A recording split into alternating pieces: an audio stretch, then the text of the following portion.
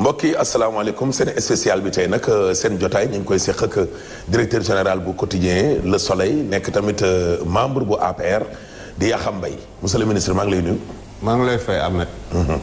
laaj bu njëkk bi nag mooy lan moo tax ba Yakham Mbaye daal dossier yu tàng yépp ñu ko ciy gis dossier Aliou Sall mbirum Sonko mi barki démb Cissé Lo Y'en a marre ak waa parti bi Mbaye Ndiaye Macky Sall moo lay yónni wala lan mooy secret wu Yakham Mbaye wala lan la. waaw Ahmed xam nga man toujours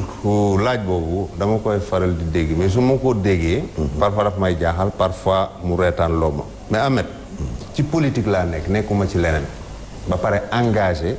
ci wetu koo xam ni su ma digganteeg moom ay ati at la balaay politique. mu doon suma kilifa doon suma mag.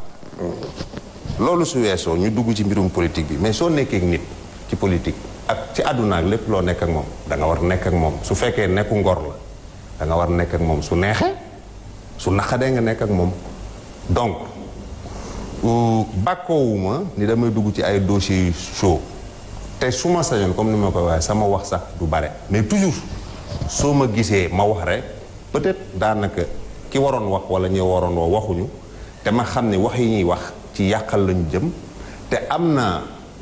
ci sama disposition ay këyit wala leeral yoo xam ne su ma ko waxee tuuma bi daj mais choisiruma quand même ni dama bëgg toujours dugg ci dossier chaud parce que fi ma nekk nga xam ne da ngay liggéey dimanche ba ajjuma benn bis nga am booy noppalu mooy samedi ala kulli xaal chaque guddi journal bi ngay def doo ko dénkaane di nga ko xool jot amul doo am jotu reer doo jot am jotu añ depuis ñetti at ma nekk fii quasiment lu ci ëpp fii laay añee ci entreprise bi donc mënoo ñàkk jot ba pare lu nekk nga dugg si mais di ñu war comprendre une bonne fois pour toutes man tolluwuma fu may prouver dara Macky Sall tolluwuma dara fu may tëññee pour am ñu bëri dañ jàpp ne est-ce que nekkul ne moo lay activé. non parce que am na ay voix yoo xam ne ñoo gën a autorisé que yow sa bos parti bi am na porte-parole gouvernement bi am na porte-parole même bu dee sax benn la am na ñu mën a wax nii mais pourquoi Yakham chaque jour mooy génn au front. d'abord li may njëkk a préciser Macky Sall du genre nit boobu du nit kuy làqatu ci ginnaaw kenn di yónni kenn deuxièmement ñun ci parti bi bari nañu mais kenn ku ne amet ak sa tempérament kenn ku ne ak sa style kenn ku ne ak sa mënin Seydou Gueye ak Yakham Mbaye ay xarit lañu sama mag bu baax la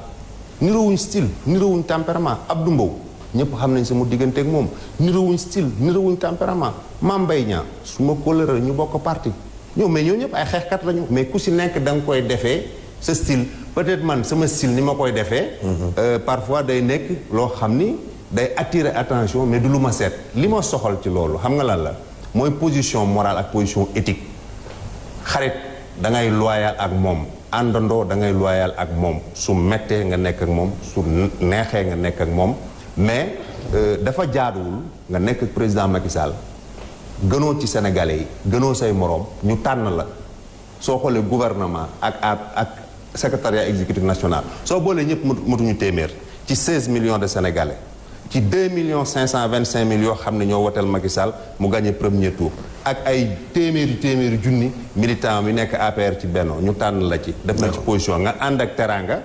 ba pare su mettee nga ne du ma ci taq mais est-ce que nekkul ne loolu moo tax ñu bëree bëri na Yakham Mbaye jubóowul ak punkal yu APR yu bëree bëri parce que yow da ngay dem en solo demal sa bopp doo xaar décision parti doo xaar gouvernement bi jël ay lu officiel nga wax ci li ngay dem noonu moo tax ñu ne yow da nga naqari woo ak waa parti bi yëpp enfin punkali waaw xam nga Ahmed APR histoire am diñ ci bindul lu bare Sénégal ba nga xam ne lu si bari da ciy ump nit président Macky Sall dafa dem bi ñu nekk ci opposition da daan faral di wax nit ñi dafa am ñetti permanence mooy permanence normale am officielle classique bi ñëpp xam permanence këram ak permanence su téléphone am dafa am ay ñoo ñu mu àndal ñoo xam ne dañuy fës ñoo nekkoon ci terrain bi dafa am ñoo xam ni rakk ak mag ak ñoom yàgg nañu avant ñoo xam ni c'est des gens plus ou moins de l'ombre man mën naa ne ci ñooñu laa bokkoon ba nga xam ni peut-être parfois c'est vrai dinañ la xoolee bët boo xam ni xam nga politique dafa siis nañ la xoolee bët boo xam ni peut-être kii il est favorisé peut-être kii am na proximité ak diw peut-être am na proximité c'est vrai soo jëlee l'APR dans une vision classique nga xool direction bi dans une vision classique peut-être ñi ma fa jaxasool barewul torop ñi ma gën jaxasool peut-être parfois mooy les gens de la base mais du ma ko dikk ni dama am ay xarma yàlla ku nekk mais c'est vrai kenn ku ne la ma lay ñi ngi loolu dañoo bari loolu moom ñu bari wax non kenn ku ne ak style xam nga man peut-être style j'agis en solitaire j'agis de manière solo mais loolu yëpp sama style la am na ñoo xam nga di nga gis bon man à part loolu moo tax ngay naqaree à part secrétariat exécutif national amul benn kuréel ci politique ci nguur gi ci APR ba Benno bu ma bokkuma cellule communication Benno bokkuma cellule communication APR donc damay agir selon li ma mën parce que je suis un journaliste de profession. waaw d'accord mais ba pare mais nag yaa jënd carte de membre du politique discipline de parti aussi day am. non nekkuma man je ne suis pas un militant wala un politique classique en termes de comme su ma jëlee comme sama naataango ki ma nekkal ñu milite Dakar Plateau ku mel ni Salif Keita homme de base la nekk xam ñu xaritoo avant Macky di nekk ci yii ñu bokk Rëbës ci njëkk taxaw di samp ay comité man nekkuma ci affaire comité ak base mais dama nekk ci parce que Macky Sall diversité d'action la soxla donc man am naa sama style keneen am na style yëpp suñ ko conjugué su loolu ci le président Macky Sall di gis boppam. d'accord yaa xam nga nañ ñëw nag ci l'affaire Sonko. noonu la ko ñu bëree bëri di tuddee. ak wàllum audio beeg audience beeg. Issa Sall. Mansour Faye. Ousmane Sonko ak yaa xam mbay. lan moo xew audio bi Ousmane Sonko moo ko def déedéet audioom la woon bu yàgg. expliquer ñu yow lan moo xew. damay ñëw parce que peut-être li ma wax ni sàkku naa ci Sénégal yi dégg ko te ay fait laay wax. ay fait du ma ne niroo ma comme ñeneen du ma waat parce que li may wax yëpp c'est vérifiable audience bi ñuy wax 2013 la am et pour être précis ci mois de novembre 2013 lan moo ko indi ay fait laa lay jox ci ndeeteelu weer ci weeru octobre si lañ njëkk teg loxo Tahibou Ndiaye defeere ko moo am retour de parquet ci diggante boobu ci la ni disposé na transiger moom Tahibou transiger pour fay daal état bi teg loxo ci ay këram teg nag loxo yëpp ci kër yu bare ba mu des nag kër gi gën a am solo ci kër gi ba nga xam ne nekkuloon ci turam mais daf ko tegoon ci turu kenn ci famille am ak yeneen yoo xam ne ci ay membre famille bi ñu bëggee teg loxo ci kayit ci kër yooyu ci la fippu indi jalgati ci transaction yi mu leer ka nag su signéwul ci loolu su waxal ñu mu ko dénk ñu signé ci loolu dañ koy teg loxo ñu ci novembre période boobu ci la Ousmane Sonko sàkku jaar ci Issa Sall ñoo camarade de promotion ñoo génnandoo ci la sàkku ci gisanteeg Mansour pour Mansour intervenir ci président mbir mi sottiwul moo tax le 4 décembre teguñu ci weer le 4 décembre 2013 ci lañ jàppaat Tahibou Ndiaye bi yoon dañ ko déféré def ko mandat de dépôt yóbbu ko kaso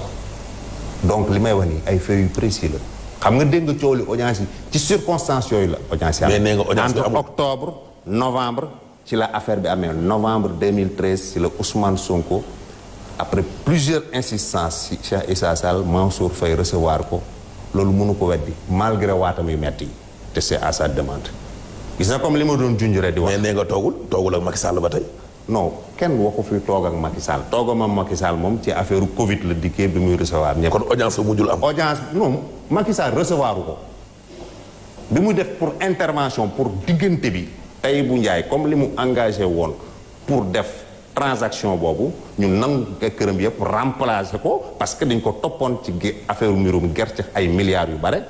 mu changé avis fipu si lañ ko nee nag affaire bi day yegg ba ci dañ lay jàppaat. donc Tahibou Ndiaye ñaari yoon la ci diggante ñaari jàpp yooyu ci la Ousmane Sonko intervenir parce que ñëpp xam nañ ni relation moo ko Tahibou Ndiaye loolu umpul donc loolu soxlawul weddi loolu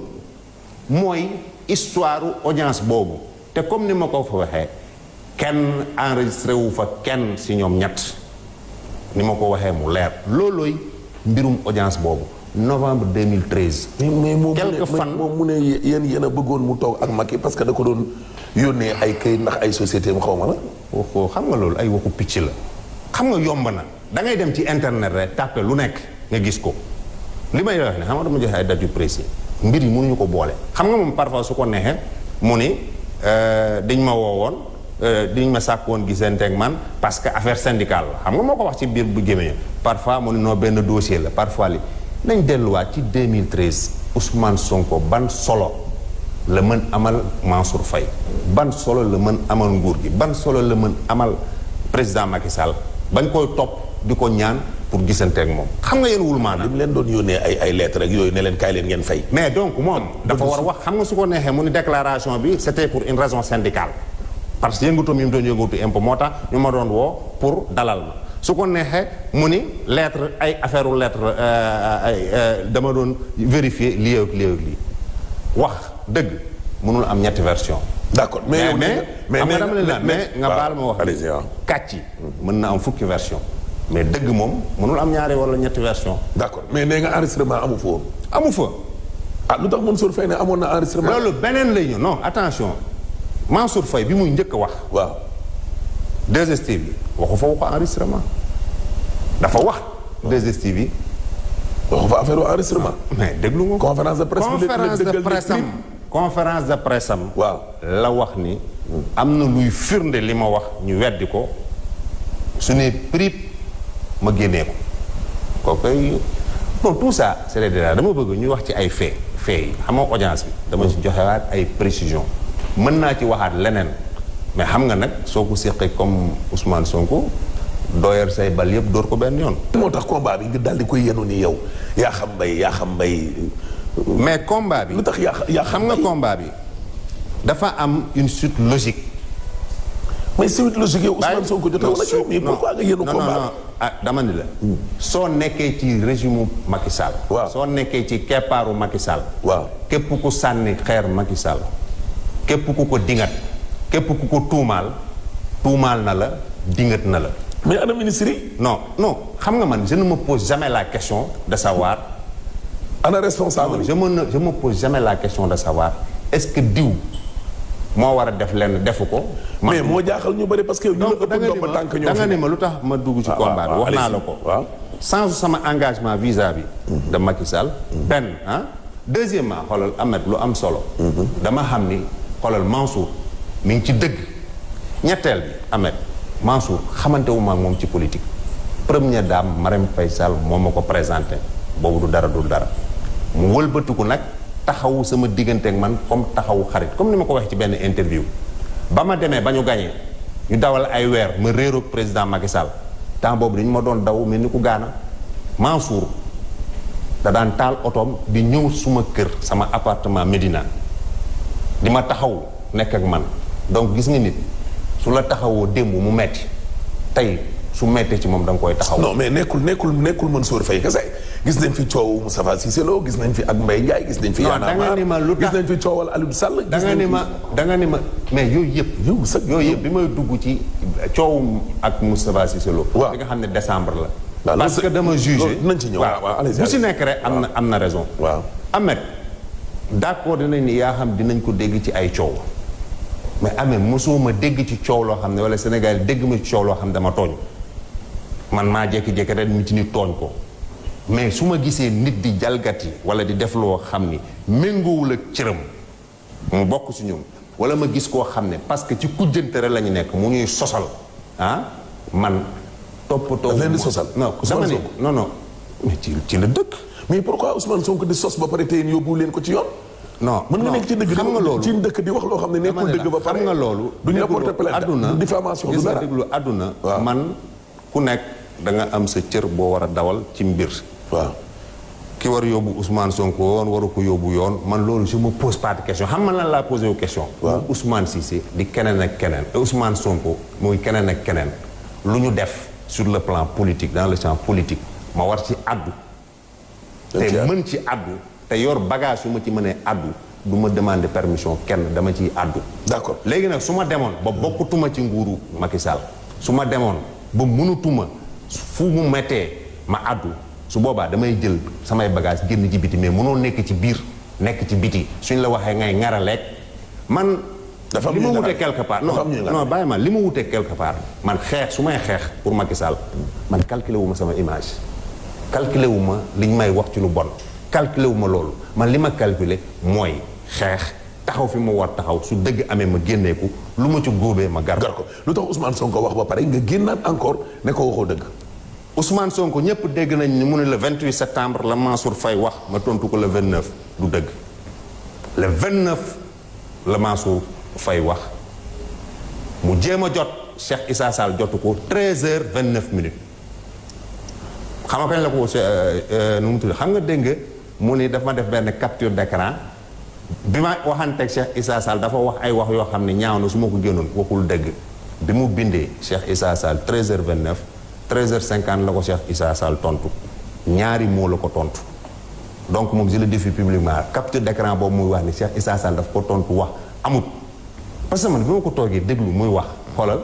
comme ni ma ko waxee sama déclaration bi ah quelque part j'ai eu honte dama rus pour ñi nga xam ni Sonko nax na leen ba ñu gëm ko parce que da jàkkaarloog nit Sonko nax na leen non dama ne jàkkaarloog nit yow ngay wax da nga am carrière présidentielle da nga bëgg yor réew mi di wax loo xam ni yow ku la xool say bët sax muy rawi mënoo taxaw nga xam ne yow leer na li ngay wax du dëgg nga boole si nag ñeme yàlla bay waat ci loo xam ne lépp lu ñu wax mën nañ ko prouver donc mais nee na daf leen piégé waaw mais leen audio yéen yoroo leen woon audio xam nga li may ñaan yàlla léegi waaw yàlla nañu Sonko di yàgg a piégé comme que nen daf ñu piégé waaw yàlla nañu yàgg a piégé ba li amoon continuer di am ba sénégalais yi xam kan mooy Sonko parce que Ahmed man manqué wu ma respect sénégalais yi xam naa suma bopp gis nga quand même taxaw ak sénégalais yi di leen wax man maa envoyé benn audio 30 secondes audio boo xam ne da ciy weer boppam dama ne la Ousmane Sonko moo bind xam nga dañuy ay wax day naaw ay bind des moo bind le 9 octobre le 9 octobre non moo bind le 29 septembre ci 10 heures bi mu desee ay simili ay minutes que ni Mansour Faye day kàcci te moo daxa kàcci Sénégal audience supposé audience bi muy wax su dee gor na wax fan la amee ban at ban weer te man de Ousmane Sonko maa ngi sàkku ci journalistes yi su fekkee ay journalistes yu dëgg lañu nañu jël mbir mi gëstu laaj Mansour Faye mu wax ñu fan la audience bi amee Mansour Faye day kàcc audience mënul am yow nga toog loolu toute honte bu nga toog moins de 10 jours taxaw ni woy dëgg la audience bi am na audio bi maa ko envoyé parce que dama ko def yi dama ne ko Ousmane Sonko weddil te su weddi woon ne envoyé mu audio bi ma génnee beneen mbir bu ko weer ni moo envoyé audio bi mais pourquoi nga mel ni ku koy tëkku naa ni yor naa yeneen mbir tëkkuma ko dafa nekk da nga yor yeneen mbir dafa nekk ah dama lay laaj da nga yor yeneen mbir ci Ousmane Sonko yu bare mais yaa xam bay statut journaliste am ak sama source du ma ko waxee maanaam ñu mel ni lu ñuy protéger est-ce que nekkul ne tam moo tax nga am fit woowu quoi protéger génnee audio bi nee na yow yaa ko génnee di dama bëgg xam nga gis naa ñu bare ci affaire audio bi ñu taxaw di wax éthique ak morale kan moo ko génne non bàyyi ma yegg non da nga man maa génnee audio bi maa ko génnee te nëbbuwuma yow yaa génnee audio bi ci interview man maa teg audio bi Sénégal yëpp dégg ko waaw léegi loi lan la wax non déglul ma wax la non attends dama bëgg dégg ñu bare di wax éthique ak morale waaw ay reetaan moo ma jàpp xamul tax ay reetaan jàpp ma Mansour Faye dafa ne am na luy firnde ni Ousmane Sonko daje nañu Ousmane Sonko réagir ni ko yaa daax a kàcc Sénégal dajewuñu benn ba pare ni képp kuy journaliste maa ngi sàkku ci yow li Mansour Faye su wax su amee da ngeen ko wëlbatu ba gis ko yow nga nekk journaliste bàyyi ma wax la même suñuy fàttee sama casquette journaliste di ma xoolee politicien wala politique xam nga tey Mansour suñu lambeeroon carte gi Mansour nekk place su Ousmane Sonko tuumaal ko Mansour ni du dëgg te maa ngi sàkku ci journaliste yi ñu génnee firnde boobu sama rak sama xarit malgré que daf ñuy sànni xeer bokkuñu boor bokkuñu ay gëm-gëm Pape Alé mais politique divisé wul Pape Alé jóg en tant que journaliste gëstu génnee affaire boobu teg ko dinañ ne problème d'éthique ban problème d'éthique moo am parce que man dew ma ci téléphone Ousmane Sonko sàcc fa vocal dew ma ci téléphone Cheikh Issa Sall te loolu non demoo ci téléphone am. bàyyi ma expliquer la. mais audio bi kon fan la jógee. xoolal dama ne la man. je suis non audio bi fan la jógee la. da nga ma laaj da nga may déglu ma tontu la. allez-y. Ahmed. du ma waat ci ay alxuraan ak yooyu. mais je jure sur l'honneur. et je suis disposé publiquement joxe sama téléphone Cheikh Issa joxe téléphone am ñu gëstu bu ñu gis fenn fu ma Cheikh Issa Sall. mais kon Cheikh kan la yónnee. Sénégal gis nga langue politique bi ah. waaw dafa bëri ay wuruj ak ay waxu yoo xam ne ñu baal ma terme bi ay waxu naa feex gis nga man xam naa juróomi nit ñu bokkul ak man yoroon audio bi toog ci. ñu bokkul ak yow.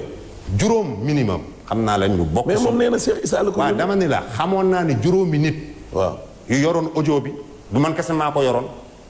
juróomi nit yu ko yor yu bokkul. toog ci ni patt noppi. Ousmane Sonko moo ni Mansour Faye li mu wax du dëgg dama sàkku ci journaliste yi ñu dem gëstu pour leeral carte gi man journaliste la ma dem gëstu ba am affaire bi génnee ko. léegi foofu lan laa violé ban éthique laa ban moral man dama dem sàcc téléphone jàmbur génnee fa loo xam ne et puis li ma génnee saaga ndey amu ci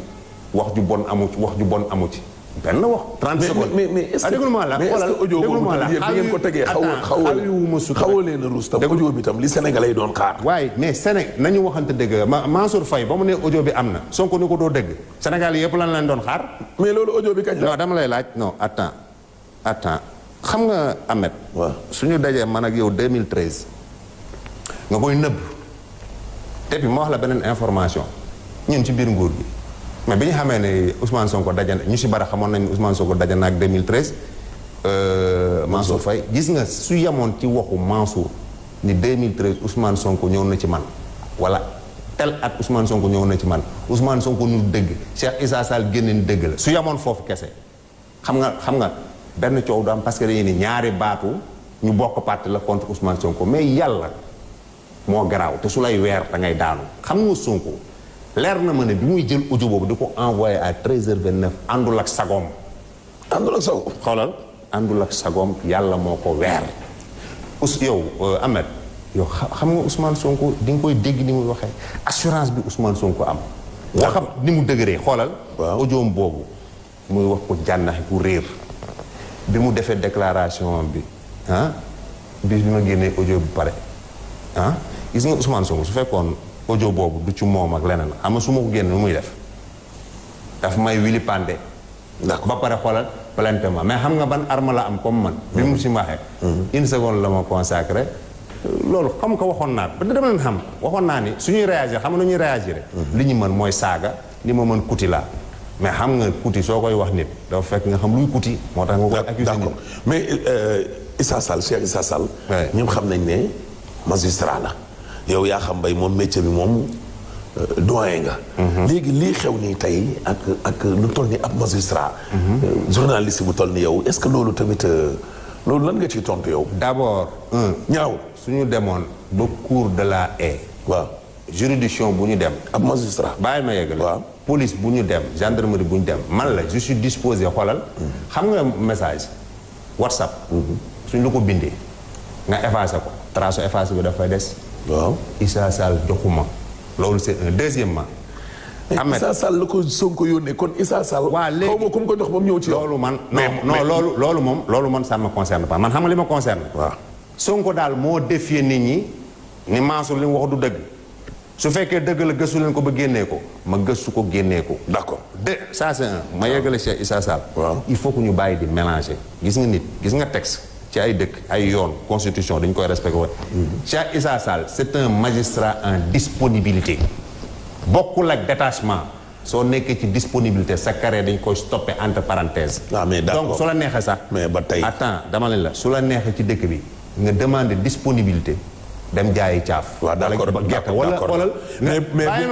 nag bu mu fàtte mukk ne taxaw na waat na te magistrat. déglu ma la bàyyi ak lu mu ko ñaan xoolal ma expliqué su la neexee nga jaay. su la neexee nga émigré. bokkul ak suñ la détaché. ça c'est un maintenant fii lu fi waay waxal Cheikh Issa Sall xam nga loo waxal nit. te mënoo ko prouver tuuma la. luñ ko waxal tuuma la. Sonko ku mu ko yónnee. kookan la. non xam nga yow man ni ma ko amee moo la intéressé Sonko nee naa la Sonko c'est évident Cheikh Issa Sall la ko yónnee le 29 à 13h50 13h29 kooku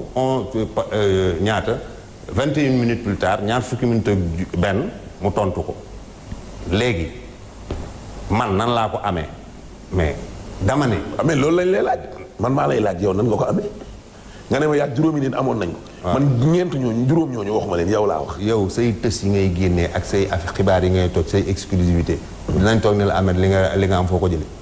ok d' accord kon tontu bi leer na d' accord directeur. ñu ñëw ci affaire OFNAC. Mansour Faye demul wuyu ji OFNAC Mansour Faye demul wuyu ji OFNAC lañ koy wax. am na foofu dama bëgg def benn éclairage ñu xam ne gis nga dëkk bi. gars yi dañu war bàyyi yabaate surtout ci ñuy kujje. yabaate maa ngi dégg chaque jour ñuy wax Mansour na dem wuyu ji waaw mais xanaa balaa ngay wuyu dañu lay convoqué OFNAC fan la convoqué Mansour ma expliqué wu. am na ay nit. am na ñu ko porté plainte. non de mais kaay ma expliqué am na ay nit yu porté plainte Mansour Faye. Diop Sy ñoom Guy Marius Sagna la. non ak ki gagné woon góob si mbirum transport ak ki gagné woon waxuma Mansour Faye mais Diop Sy député. soo ko pour OFNAC convoqué ko pour mu dem day jaar ci bureau assemblée nationale. Diop Sy ni soxlawu ma sax ngeen jaar ci bureau assemblée nationale dinaa ñëw Diop Sy dem ñu laaj ko mu wax lu leer nañ entre parenthèse de sot di ko gàllan Diop Sy boobu moo ni woon man ak Ousmane Sonko yàgg nañ defalante ci mbirum suuf Ousmane Sonko tontuwul génnul def live deful communiqué pacte la def parce que Diop Sy li muy wax fu dëgër la ko ñu woo maintenant ki nga xam ne moo yor moo jaay ceeb bi questionné ko mais Ahmed lan man ak yow moo ñu tënk lu dul constitution Sénégal en son article 101 moo ni ministre bu ñu topp tuuma topp ci wuruj wala dara ci fonction am seule haute cour de justice moo ko mën a atte OFNAC amul prérogative pour nu mu tuddati kii entendre Mansour Faye donc Mansour li mu wax mais bu ko Sénégalais yi gis comme yi fu reewande wala yi fu tëkku wala yi fu dafa wax une évidence. ñaari wax la wax kat. non dama ne la dafa wax suñ ma woowee. waaw déglu maa la xam nga lan la foofu mais xam nga ne di nga aalu parce que tamit benn affaire dañu ko wax mais OFNAC léegi dëkk bi mais Ahmed yow mën nga ñëw fii soleil xool ma génn xoolom neexuma la nga def sur dénonciation dem ni yaa xam ma ngay lekk soleil donc Mansour li mu wax xoolal bu un manque de respect c'est une évidence ministre OFNAC mënu ko convoquer OFNAC ña mu convoqué député OFNAC mënu ko convoquer sans mu passer par le bureau de l'Assemblée nationale si le bureau ne donne pas le feu vert député du dem mais Diop Sy dafa ne loolu jéggal naa leen ko jaru saa ngeen jaar man dañoo ñu wuy si mais yaa xam yow ak famille présidentielle bi ñi sant Faye ak ñi sant Sall président Macky Sall waa këram ñëw Aliou Sall ni yow lan moo lu leen lié da ngeen nekk ay amis d'enfance wala daal bi Macky Sall faloo yow yaa jóg noonu rek ne ku leen laal tey moom sama kaw ngay jaar secret bi nit ñi bëgg nañ koo xam ne. président Macky Sall. ba ma koy xam Wade faluwul. Wade faluwul. ñu bokk dëkk bokk koñ. benn ma xaritoog Aliou Sall ñu duggandoo ci mbirum journalisme sama diggante ak président Macky Sall gën a dëgër à travers xoolal sama beneen mag. boo xam ni jóge na fi yàlla na ko yàlla yërëm te yéexee ñu muy Ousmane Masseck Ndiaye. mu dem ba diggante bi jaxasoo di mag ak rakk man ak Aliou bi ñu nekkee ci njëlbeenu jàng métier journaliste Macky di ñu toppatoo comme ay rakkam suñu ndóolee mu jàppale ñu di ñu yor donc du pël boobu xalaatuñu Ablaye Wade falu relation yooyu continuer Macky Sall nekk ak Ablaye Wade relation yooyu continuer sur un plan purement familial ma jaxasoog waajuru jigéenu Macky président Macky Sall Aliou Sall même ba bi mu jegee fii dem Chine su ñëwee vacances fii la may jël ñu dem Fatick passé fa ay fan entre Fatick ak Kaolack donc du relation politique donc première dame nekk suma sœur yaayam nekk comme yaay ci man donc Macky Sall politique boolewuñu te yaakaaruma ci àdduna ñaanuma ko politique mën ñu dàqale. dañuy xamante xoolal avant politique. politique dab ñu politique bi su jeexee day continuer parce que relation yi dépassé na ay affaire politique. loolu mooy signifier rapport bi ma am ak ñoom te rapport boobu ma koy dawal muy jógee ci man di dem ci ñoom ñu koy dawal mu jógee si ñoom dem ci heure bu ma amee tiis sama kër heure bu ma amee tiis personnel heure bu ma amee lu ma naxadi ñu taxawuma donc il va de soi d'accord que ñoom su lu ma gis doo xam ne day jóge fenn lu ñuul di jëm si ñoom da nga taxaw ma taxaw si d'accord mais coow Cissé Lo ba moom fa mujjee foofu nee nañ yaa xam de moo génnee audio ya mbirum Cissé Lo bi dañu jekk Ahmed gis nga da ngay raw mbaam wala nga dof wala leneen jot la ñu saaga sa waajur boo xam ne li ko dese moom téeméeri at barewul saaga sa beneen waajur boo xam ne yàlla moom na ko depuis ñeent fukki at nga jël mbir mi génnee ko Cissé Lo sama diggante ak moom li ci xew mi ngi mel ni li xew ci diggante jëkkër ak jabar rek ci biir entre quatre murs fi ku nekk diggante jëkkër ak jabar lu nekk dina xew entre quatre murs diggante ñaari xarit diggante magar ak lu na mën na xew entre quatre murs mais yooyu duñ ko jël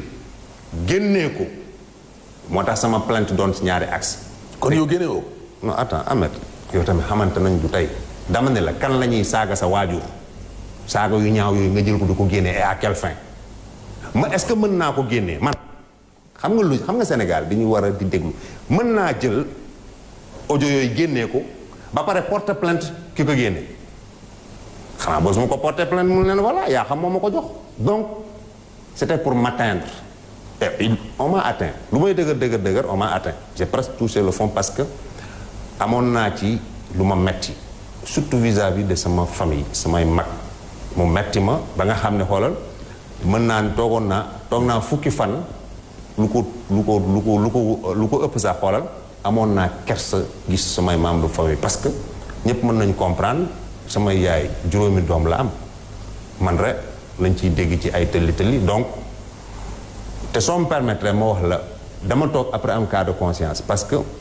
bi may door métier journaliste sama yaay un jour dafa ne ma lii ngay dugg neexuma ma ne ko lu tax mu ne ma seen métier bi da ngeen mën xaw yi sutura ma wax ak moom ba convaincre ko ñu ko bàyyi rek ma dem peut-être après gisu ci lu ko naqari mais beneen jour dafa ne ma sama duggum politique mu ne ma yaa ngi dugg ci politique de mais yow xajoo ci politique dinañ ma saaga nag un jour te yaay tax ñu saaga ma mais kooku may saaga baal naa ko avant mu may saaga loolu def ma cas de conscience metti woon na trop mais am na ñu ma taxawu première dame chaque guddi mu wooma waaw ñu remonter le moral mais après bi ma demee ba ci biir ma xam ne conséquence tamit yi indi ay suñu demee tamit tribunal justice ak yooyu surtout que après bi ñu dawalee ay temps toog naa président ñu toog waxtaan lu gudd ëpp na ñeenti waxtu du spécialement ci loolu peut-être ñaari minutes lañ ci wax bi ñu ci waxee ñu waxtaan benn moment benn mot rek laa retenir ci lu ma wax jaru ko donc affaire boobu bàyyi nga ko quoi oui kooku bàyyi nga ko mi ngi sama ginnaaw tuddee ko sa ginnaaw d'accord du yaa xam la ñuy giseen ak Moustapha Cissé Lo ci sauf que saaga yi metti na wax ji metti na mais li ëpp nag su ma diggantee moom parce que tamit da ngay wax dëgg fi ñu jaar depuis boobu ñu ngi ci opposition ci fukki at ak benn wala lu ko ëpp li ci baax moo ëpp li bon ci li xew d'accord waxtu yu daf ñoo xoj nag coowal Souleymane Teliko Ngor Diop wàllu magistrature bi yëngu le président premier président au cour d'appel bi wax Cheikh Tidiane Koulibaly noo gisee affaire bi la magistrature la Ahmed xam nga journaliste yi mën nañ ŋaayoo du metti trop ci dëkk bi mais dafa am yoo xam ni ci réew magistrature police gendarmerie armée grande institution yi nga xam ni mooy pylône yi état wi république yooyu xoolal fitna waru fa am li am ci magistrat yi neexul mais je pense que dañu war dellu ku nekk à la raison man Souleymane Teliko xaw ma ko ñu mu àndal man conviction bi ma am parce que nag journaliste la yàgg naa dem ci ay procès di ko seetaan yàgg nañ ma yóbbu tamit tribunal ci ay bind yóbbu nañ ma juróomi yoon plainte ma ñetti yoon yi ma gagné ñaari yoon yi ma perte parce que ñaari yoon yi mënu moo li ma doon bind dëgg la mais après ci preuve yi ma doon jotu ko sama conviction mooy 99% magistrat wu Sénégal yi ñu intègre lañu Teliko ñu ñu jub lañu mais corps boo gis yow journaliste Sénégal indépendance bi man la journal non déglu ma la journaliste Sénégal yi ngay gis suñu matee junni mais fukk wala fukk ak juróom ñoo ci jalgati mais combien de centaines de journalistes ñooy def seen liggéey avec honneur teg ko ci éthique ak déontologie donc man Souleymane Téliko xaw ma te su ma waxee dëgg mënuma firnde ni magistrat politicien la mais benn affaire leer na ma xam naa ne am na xadar mais je pense que man sama souhait du ma ci commentaire sama souhait moo doon que ce magnifique corps qu'est la magistrature ba xam ne mënul dem sans le ministère de la justice mënul dem sans le truc peut-être yàlla dina ci gis ndox mu sedd bañu dajaloo pour l'intérêt du pays parce que baaxul ci image du Sénégal baaxul ci stabilité Sénégal mais extrême yi tamit moo baaxul Souleymane Téliko ci li ma gis selon la loi organique 2017-10 bi nga xam ne mu portant statut des magistrats am na lu mu def loo xam ne peut-être waru ko def mais je pense que peut-être la raison le calme finiront par triompher jamono ñooy awma benn commentaire politicien wala politique bu ma ci mën def parce que aussi lu mel ni loo bokk ci nguur xalaat ni kay bu dee dafa ànd ak xadar Téliko est-ce que ministre bi tam àndul ak amul xadar Malick Sall bi ma xam ku baax la parce que man baax ak xadar am na différence de ma xoolal yow mën nga baax bàyyi ma expliquer la Malick Sall bi ma xam gën ko xam nag Téliko parce que xam naa ko ku baax la am na xadar aussi xoolal man su ma sama travail bàmmeel laay waxal mais xadar naa bu pas dire ku bon man am naa xadar yow am nga xadar amet mais ma rek baamtuwaat ko daal lu mel ni magistrature police gendarmerie les forces de sécurité de défense yi nga xam ni état ci la wéeru ñu doon ay institution loolu ku ciy wut rek ku ciy wax rek na nga ciy wax jàmm ak salaam. d'accord que loo xam ne lu su yëngatoo réew mi yëngatu. waaw mi ngi mel ni tamit soo génnee ci état dugg ci këru kilifa diine yi loo ciy wax rek na nga ci wax loo xam ne day dal loo xam ne day kii parce que sénégalais yi pour man sama conviction fi ñu toll lépp loo xam ne day diviser les sénégalais baaxul politique nag politique la ay mbëkkante moment ba politique di jeex ba àdduna du tukki dañu ci gis ay mbëkkante. d'accord voilà yaa xam mbay directeur général bu Soleil Le Quotidien nee nañu nag même bu dee weccet waa ngi dugg tam yaa xam mbay day terroriser ñi nga xam ne ñoom ñooy say employé day dàqee coow gauche droite ñoom jéem a defal gis nañ leen barki dem demande d'explication yaa xam daal xam naa xadaram gi moom day terroriser ay employé. Ahmed bon ci li nga njëkk a wax bon macha allah bi ma ñëwee président Macky Sall indi ma fi te boobu déggoon nga ci jamono yi bëgguma woon ñëw intéressé wu ma woon ma ñëw te ba may ñëw yaakaaruma woon dinaa fi def plus de 6 mois parce que kër gi nag bu ñu fàtte maa doon tutelle bi nekk en tant que secrétaire d'État à la communication ñetti at 2014 ba 2017 ni ma gisoon kër gi ak ni ma mel ak sama tempérament dama ne man ak syndicat yi moom day tàng xam naa fii lu ma fi yàgg mais ma ñëw xam ne président Macky Sall ci xarañam gis na lu ma gisul woon ma ñëw parce que sama métier li nekk suma dara li mu bugg du politique mooy journaliste ma ñëw fii affaire yi neex ma ànd ak kër gi waa kër gi nag ñu liggéey ba nga xam ni aujourd'hui résultat yi ñu am du ma ko fi wax parce que aussi je respecte le conseil d'administration. résultat financier. waaw résultat financier yi ma amoon daaw jéggi na dayoo ren yi ñu am weesu na jéggi dayoo ba nga xam ni ci ñaar fukki at ak juróom ci ginnaaw ba tey résultat financier yooyu Soleil mënu ko am du ma ko kër kay moo résultat financier bu doxee kay kër gi war a neex. non dëgg mais bàyyi ma yeggale. waaw bàyyi ma yeggale donc dama respecté conseil d'administration ñoom ñooy sama kilifa administrateurs yi détail bi ak nu mu demee ñoom ñooy am primeur bi incha allah def naa ci weeru octobre bi parce que mbas mi fi amoon empêché na lu bare mënuñu ko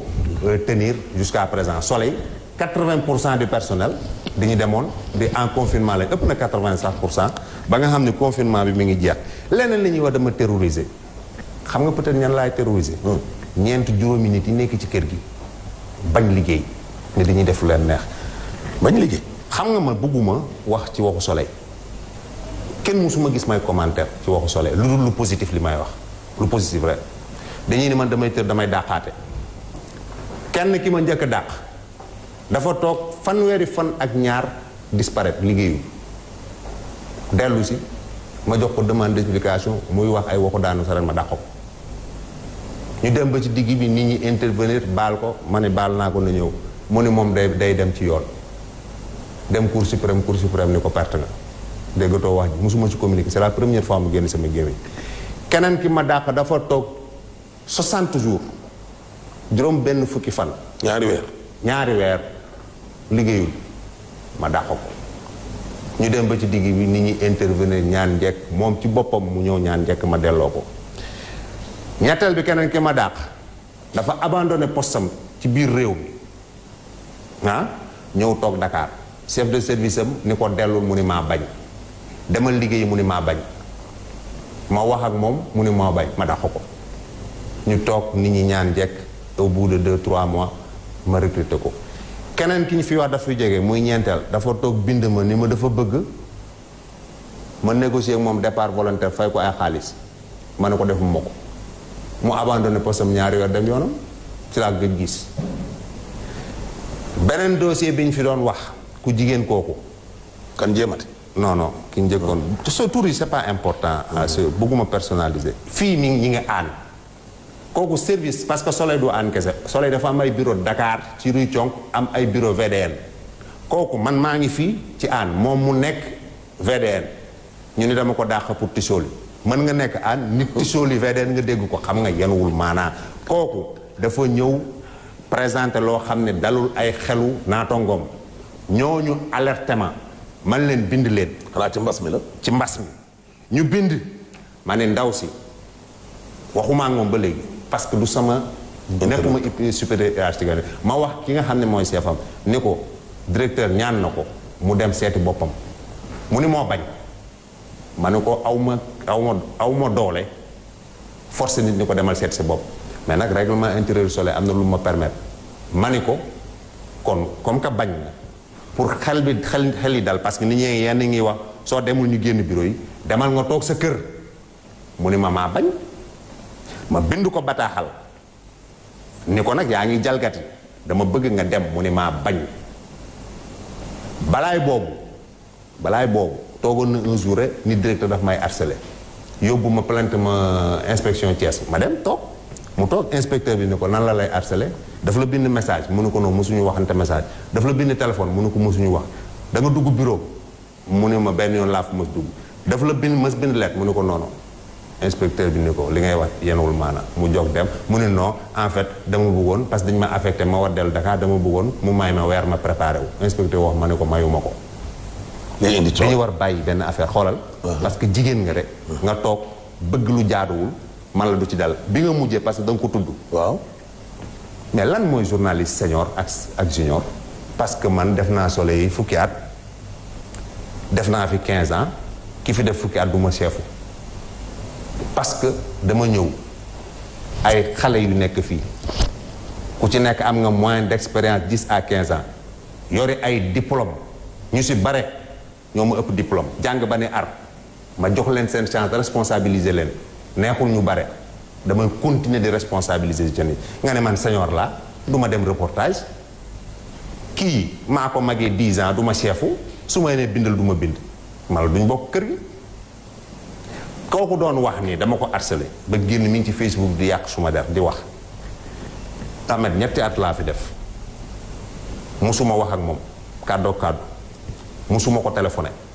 musuma ko envoyé message moom su amee soxla daf may envoyé message yaa ngi sama téléphone ma xool li mu soxla ci ban service la dépendre ma woo kooku ni ko recevoir diw régleel ko sama bureau benn yoon la fi dugg le 26 août xam nga kañ la bi coow li commencé ma dégg ay rado woo ma ni ma diw neen da nga koy harcelé man leen auditionné leen ñooñu laaj ma bi mu leen waxee ba pare déggoo tey rado ci benn affaire de d'accord mu dem ni dama koy harcelé ma ñëw mu toog fii sama bureau mu ak ñi ko parce que sama digganteeg moom xam nga ñaata nit ci nekk ci hiérarchie juróom-ñetti nit koo xam ne yow moom seen diggante juróom-ñetti nit moo ci am dana ñu toog fi mën a koo dee dama la woo du demande d'explication dara dama dégg ay coore ban dama lay harcelé ban problème moo am su fekkee dafa am problème bu ma yëgul wax ma ko ma réglé ko xam nga lu ma tontu ni ma may ma waxtaan ak sama famille après ma dellu si waat waxtaan ak yow xam nga lan moo ci topp ma gis ay post Facebook ay déclaration ay yaa xam day no xam nga dëkk bi soo nee góor ma ngay harcelé jigéen xam nga xel day ñaaw koo xam ni en ñetti at benn yoon la dugg sama bureau musuma wax moom téléphone kooku nan laa koy harcelé fi may terminer mooy kër gi fii presque xaw nañu ma ak xam nga fépp lañ nekk ci Sénégal ñu ngi ci département yu bëri soo calculer kër gi yëpp ma léegi xool sorewuñu ñaar téeméeri nit du ma nangu ay porte presse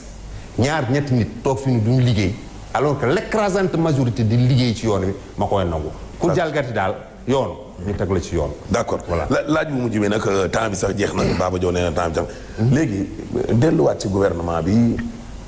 yaa xam mbay côté politique da ngay nekk candidat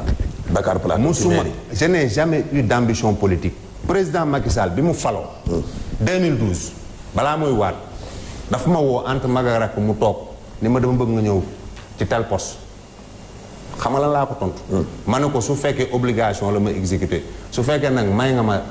prondol man daal toog sama libération bi surtout que sama ay nawle laa fa nekkal ñu jógee seen fi ñu nekkoon ça fait presque juróom benn weer.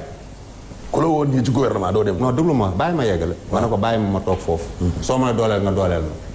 mu tontu ma ni ma bi ma gañee ba léegi yow ak beneen nit kese yéen laa proposé nga ni ma baax na. bi may dugal nag 2014 ci nguur gi tàgguwuma dama toog ba 8 heures des juróomi minutes mu woo ma ni ma da ngay dugg aw ma fu jot fu mu waxee. man fu ma président Macky Sall yóbbu ci ndigal ma dem. bu la proposé woon. mais dégg Dakar Plateau la. non déglu ma non. su ma dama lay laaj. bàyyi ma da ngay politique aussi. dama lay tontu. waaw fu mu ma yóbbu calculé wu mais ministre laa woon ba pare ñëw fi. loolu laa fu mu ma yóbbu ma dem. l'essentiel mooy fi may dem est-ce que naa ko amal njariñ mais su fekkee si dépend na ci man aujourd'hui liberté de marge de manœuvre bi ma am nekk ci loo xam nag sama métier man ci xeexal président taxaw ko parce que man damay communiquer pas ci président APR damay communiquer ci président de la République chef de l'État ci politique publique yi muy dawal. de altine à samedi di ko xeexal politique su jotee. donc su fekkoon non damay foofu laay daanelee. da ngay politique fële ci rëbës. bàyyi ma yeggale. waaw man su fekkoon ci man la dépendre soxlawuma poste dugg ci gouvernement. deux politique rëbës mosuma fa politique. sama quartier la fa laa yaroo te bugguma fa politique. conseil municipal Dakar Plateau sax intéressé wu ma conseil municipal waxuma la maire rek conseil municipal Dakar Plateau intéressé wu mais rëbës ci plateau la bokk sama gox la plateau sama gox la. lu fay am intéressé na ma te lu fay am dinaa ci dugal suma làmmiñ lu fa am dinaa ci dugal sama kàddu. d'accord mais je n'ai aucune ambition politique man ma seule ambition xam nga sa lan la xam ban ambition la am. défendre président bi. bokkuma si ñi nga xam ne président day toog di wax ak ñoom mu loolu dajale leen ngay sëgg man loolu rek laa ragal. taxaw ak Macky Sall mu xool ma sëgg parce que xam naa ne li ma waroon defuma ko. defoo ko voilà. d'accord yaa xam mbay kon ñu ngi lay gërëm di la sant. merci beaucoup. merci Ahmed. mu nekkoon seen émission nag seen jotaay doon ko seq tey nag ak Yakham Mbaye mi directeur général bu Soleil nekkit membre APR di leen jox kon di daje ci beneen numéro incha allah.